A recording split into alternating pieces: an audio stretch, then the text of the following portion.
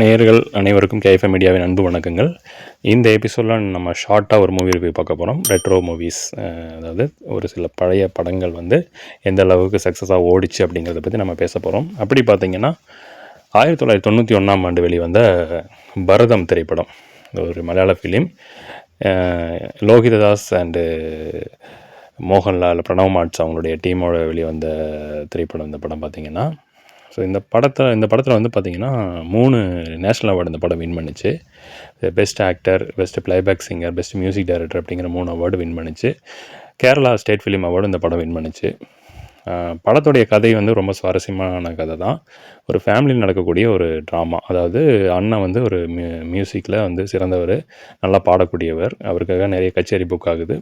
ஆனாலும் அவருக்கு ட்ரிங்க்ஸ் பழக்கம் இருக்குது.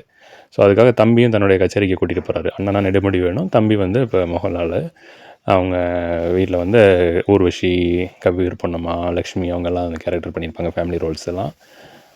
ஸோ அப்போது அண்ணனால் பாட முடியாத ஒரு சுச்சுவேஷனில் தம்பி அந்த பாட்டு கச்சேரியை கண்டினியூ பண்ணுறாரு. அவருக்கு ஃபேன் ஃபாலோவர்ஸ் அதிகமாகறாங்க. ஸோ இதனால் அவங்க அண்ணனுக்கு இவர் மேலே பொறாமை ஏற்படுது. அதுக்கப்புறம் அடுக்கடுக்கான ஒரு சஸ்பென்ஸோடு அந்த படம் மூவ் ஆகும்.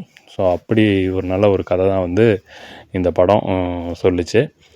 ஸோ எல்லாராலையும் பாராட்டப்பட்ட இந்த திரைப்படம், நிறைய பேருக்கு இந்த படம் ரொம்ப பிடிக்கும். ஸோ நீங்களும் யாராவது இந்த படம் பார்த்துருந்தீங்கன்னா எங்களுக்கு கமெண்ட்ஸ் பண்ணுங்கள், உங்களை இந்த படம் எந்த அளவுக்கு கவர்ந்தது அப்படின்னு சொல்லிட்டு. தமிழில் இந்த படம் சீனுங்கிற பேரில் ரீமேக் பண்ணாங்க. கார்த்திக், பி வாசு அவங்களாம் நடிச்சிருந்தாங்க. பட் தமிழ் அந்தளவுக்கு படம் ஓடலை. ஏன்னா ரொம்ப லேட்டாக தான் ரிலீஸ் பண்ணாங்க இந்த சீனு படத்தை. அந்தளவுக்கு ஸ்ட்ராங்காக இல்லை அந்த படம். அதனால் அவ்வளோ ஓடலை. ஆனால் மலையாளத்தில் இந்த படம் சூப்பர் ஹிட்டு ஓடிச்சு. கிட்டத்தட்ட 150 நாட்களுக்கு மேலே இந்த படம் தியேட்டரில் ஓடிச்சுன்னு சொன்னாங்க.